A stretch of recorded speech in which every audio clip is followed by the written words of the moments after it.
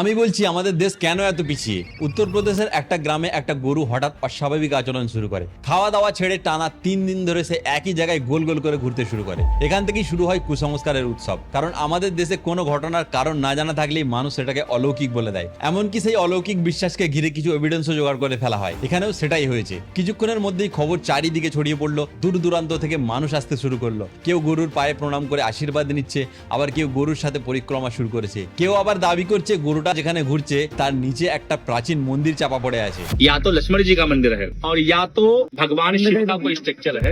কিছু ধর্মের ঠিকাদার তো গরুটাকেই ভগবানের অবতার ঘোষণা করেছে। তারপর সেখানে কিছু পশু চিকিৎসক পৌঁছন। তারা গরুটিকে পরীক্ষা করে জানান গরুটি নিউরোলজিক্যাল রোগে আক্রান্ত।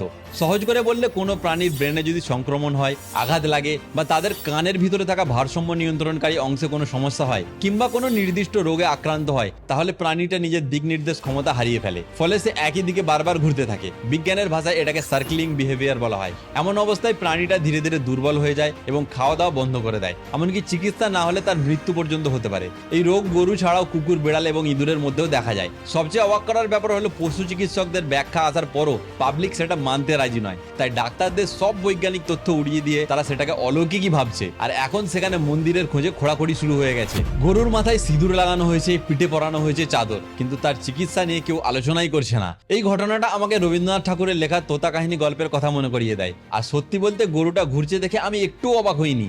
আমি অবাক হয়েছি এটা দেখে যে 2026 সালে এসেও সায়েন্সের চেয়ে মানুষ কুসংস্কারকে বেশি বিশ্বাস করছে।